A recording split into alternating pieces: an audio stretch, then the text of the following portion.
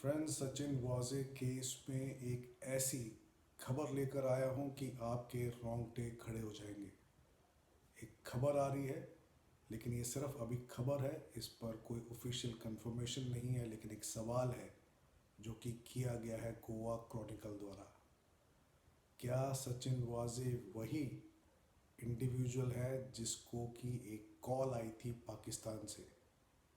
क्या है पूरा मामला और क्या हो सकता है एंटीलिया केसेस में और भी chances? Vital information, vital news आप लोगों के साथ शेयर कर रहा हूँ। ये एक बड़ी खबर है जो कि गोवा क्रॉनिकल से आ रही है। गोवा क्रॉनिकल ने अपने एक न्यूज़ में ये लिखा है कि डिड सचिन वाजे receive a phone call from Pakistan.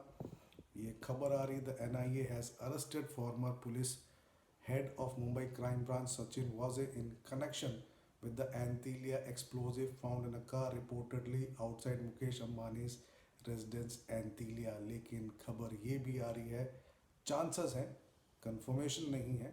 Sources का कहना है, इनफैक्ट गोवा क्रॉनिकल भी ये कह रहा है कि सोर्सेस का कहना है कि एंटीलिया के घर के पास में एक और घर है जहां पर बाबा एटॉमिक रिसर्च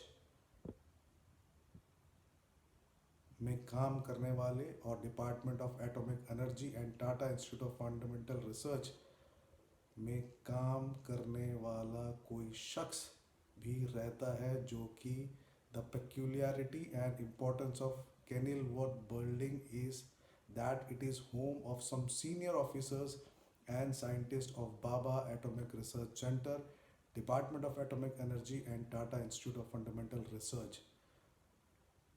एंटीलिया के पास में कैनिल एंटीलिया में, other than Antilia, Kenilworth building could have also been one of the targets as it falls in the same vicinity. ये एक बड़ा सवाल गोवा क्रॉनिकल द्वारा उठाया गया है।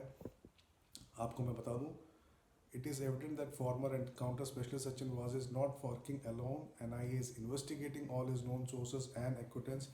His phones are not traceable and his data on his computer have been reportedly deleted. Waze, an encounter specialist, was known to have a cordial relation with important point men of Dawood. In fact, according to a member of his former encounter team, on strict condition of anonymity, Waze would encounter individuals for Dawood or against Dawood. He just followed the instructions.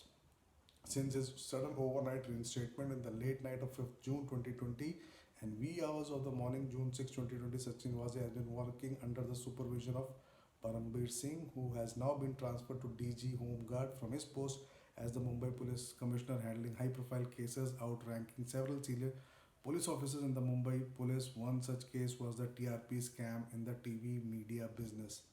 In that story, Goa Chronicle ने एक phone से related एक story चलाई थी अक्टूबर 10, 2020 को, जिसमें Goa Chronicle ने ये पाया था कि the focus on south Asia terrorism and counter terrorism informed that a number has been in touch with some people in India and their focused discussion has been to work on plans to restrain Arnab Goswami and Republic TV network।